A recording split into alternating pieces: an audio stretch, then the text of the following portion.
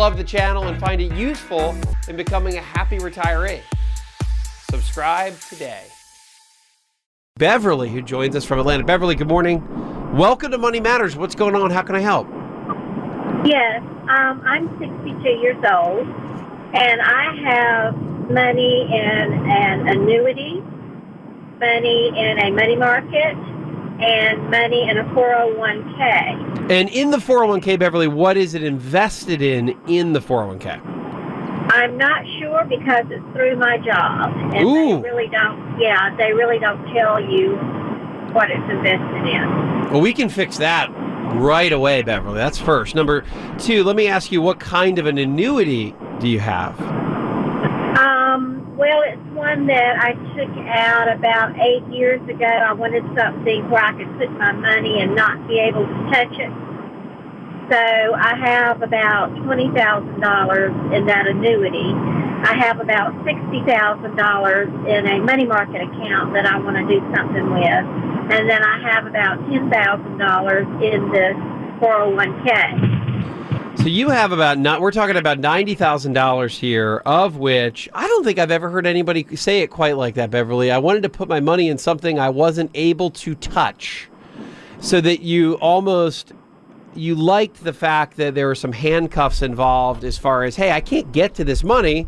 So that means it almost ensures that I have a longer time horizon with the investment, which in some respect is a good thing. If you can't touch it, or you're warding that money off, it gives it more time to accumulate. So sometimes that could actually be a good thing, Beverly. But I'm concerned with, and my concern for you is that you should always, of course, and you know this, you of course should know what's inside that 401k, and it's not hard to do. Yeah, I mean, you need to just make a call to HR or look at your statement, go online. There's no reason in the world we live in, 2017, that you don't understand what's inside that 401k, because it's not just a 401k. Remember, it's the investments that you make inside the 401k.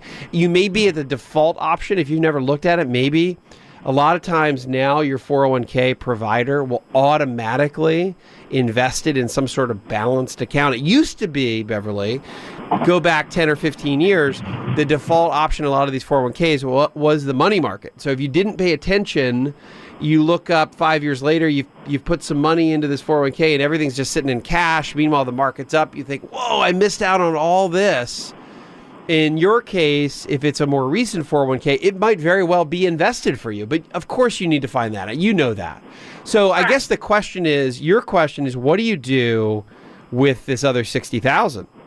Right, because as we know, the money market accounts aren't making anything. Well, first of all, remember the Federal Reserve, they set short-term interest rates and they continue to raise rates. So remember that the whole 0% money market rate of return, that's changing a little bit. Not dramatically, don't get too excited, but you should be getting something on your money market, Beverly.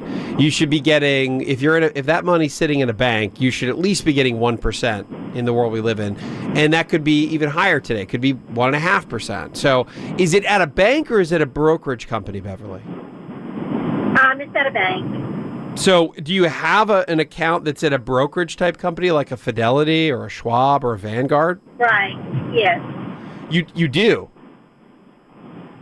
Just the bank. Oh, it's just the bank. So if you're going to, Beverly, if you're going to invest some of this, you've got to do it at an institution, an investment type institution. So the first step for you've got a lot of steps here. We've got to figure out what the annuity looks like right now because it's been there for 8 years. You've got to figure out what's inside the 401k. And then the third step here would be getting some sort of, and the next step, you need to make sure that at least the money you're going to leave at the bank, Beverly, has some sort of rate of return. You should be at least getting 1 or 2% on that money nowadays. Right. But longer term, you are in your early 60s, and it's time for you to start thinking about retirement. When do you think are you thinking about retirement anytime soon? No. Have you started to take Social Security yet? No, and I won't probably till 70. So you've got another 8 years of working, that's 8 years of saving. You're letting your Social Security grow pretty significantly till you get to 70. It goes up by almost 8% a year every year you wait. So that's a big deal. So, and it also tells me that you've got a long time horizon for this money. So you can give yourself the peace of mind that, hey, I'm not investing this thing for tomorrow or even next year. I'm not going to even touch this money or use this money until I'm 70. So that, to me, in my opinion, you have a long enough time horizon to put it in some sort of a balanced investment that can grow. And then when you're 70, you've got all these years before you get there. That 90,000 could be worth, we're talking about another 8 years from now. That could be worth $200,000 or close to $200,000, and then that 200 can be generating income for you. Call it, let's say at 5% a year, that could be another $10,000 a year on top of your income of Social Security. So you've got to get this invested in some balanced way, in my opinion, Beverly. And you've got to, but you can't do that until you get an account open at a place like a Fidelity or a Schwab online or Vanguard. You don't have to go anywhere. You can do all this online. Now, as far as where you put the money, there's endless choice. You probably don't want to take too much risk at your age, so you want to do some sort of balanced investment. So you'd look at like a Vanguard balanced or a Vanguard target type fund that has both stocks and bonds in it. But I could always get more specific with you at another time. Radio keeps our conversation artificially squeezed, but you've got a lot of fundamentals that you need to get moving on. And then to invest it, I'm thinking some sort of balance for you, both dividend paying stocks and bonds, so they offset each other.